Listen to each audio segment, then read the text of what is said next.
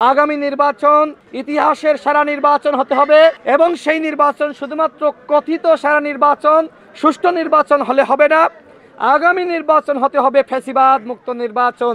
আমি যতটুকু জানতে পেরেছি যে নির্বাচন কমিশন যে সুষ্ঠু নির্বাচন জাতিকে উপহার দিতে চায়, সেই নির্বাচনকে বাধা দেওয়ার জন্য এবং নির্বাচন বানচাল করার জন্য ভারতের এক ধরনের চক্রান্ত শুরু হয়েছে।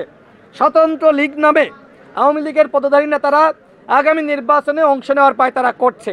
তো এখন এই যে পরাজিত শক্তির নেতারা আগামী নির্বাচনে তারা অংশ নিবে, এদেশের গণ অভ্যুত্থানের পক্ষের শক্তি, তারা কি বসে বসে ললিপপ খাবে? সুতরাং আগামী নির্বাচনে পরাজিত শক্তির কোনো নেতা, আওয়ামী লীগের পদধারী কোনো নেতা, ফ্যাসিবাদের কোনো দশর নির্বাচনে অংশ নিতে পারবে না। তাহলেই আগামী নির্বাচন হবে সুষ্ঠু নির্বাচন। অন্যথায় নির্বাচন কমিশন যদি বসে বসে দেখে যে স্বতন্ত্র লীগের নেতারা, আওয়ামী লীগের পদধারী নেতারা নির্বাচনে অংশ নিচ্ছে, আমরা কিন্তু বসে বসে দেখব না।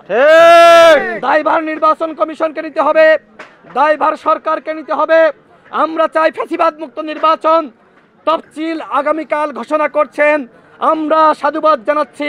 কিন্তু আমরা যদি দেখি ফ্যাসিবাদের কোনো দশরকে আপনারা আশ্রয় প্রশ্রয় দেন, নির্বাচনে অংশগ্রহণের সুযোগ দেন, তাহলে কিন্তু নির্বাচন কমিশন ঘেরাও করা হবে। তফসিল দিবেন সুষ্ঠু নির্বাচন করার জন্য, অবাধ নির্বাচন করার জন্য, একই সাথে ফ্যাসিবাদ মুক্ত নির্বাচন করার জন্য।